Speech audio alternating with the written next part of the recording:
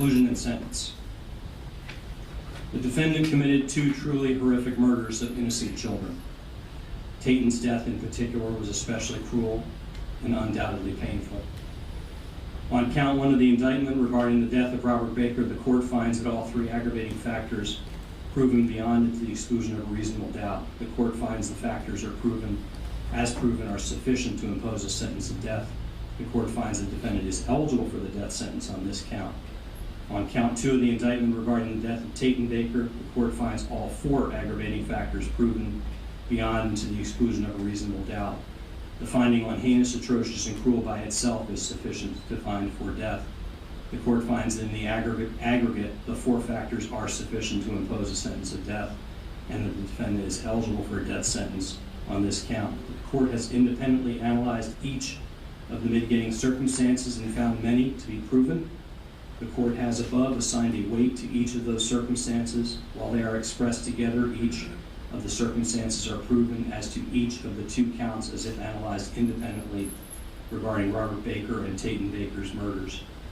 There is no evidence suggesting any more or less weight should be applied on any of the circumstances with regard to either of the two victims. The court has deliberated carefully on each circumstance proven and given it appropriate weight as stated. Having made all these conclusions, the court is still permitted by the language of the statute to impose a sentence of either life in prison without the possibility of parole or the death penalty.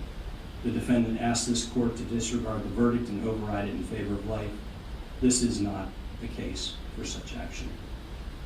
The court finds that the jury's report of its weighing of the aggravating factors and mitigating circumstances substantiated by competent evidence. The court finds insufficient basis to override or disagree with the jury's recommendations, finding that the prerequisites of law have been met and that a jury of his peers has unanimously found death to be the appropriate sentence, and finding independently that such a sentence is warranted. The court hereby orders and the judges on count one of the indictment, the first-degree murder of Robert Baker. The defendant is remanded to the custody of the sheriff of Putnam County to be held and transmitted to the Department of Corrections, and to be held there in close custody pending imposition of a sentence of death in a manner prescribed by law. On such date as may be set by proper authority, the defendant shall be put to death for this offense.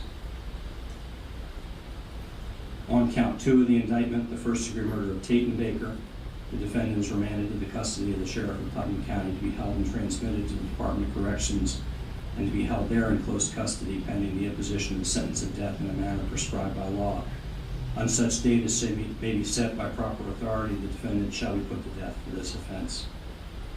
Counts 1 and 2 are to run consecutive to the sentence on count 4. On count 4, the court enters a judgment of guilty on the verdict and sentences you to life in prison. All standard court costs and fees are imposed. The discretionary fees, as previously discussed, will be imposed. The clerk will prepare a final judgment and sentence. The defendant is advised he has an automatic right of appeal to the Supreme Court of the state. The defendant is entitled to representation in that appeal. If you cannot afford an attorney, one will be provided for you at no charge on application to this court. May God have mercy on your soul. We're adjourned. With the PSI.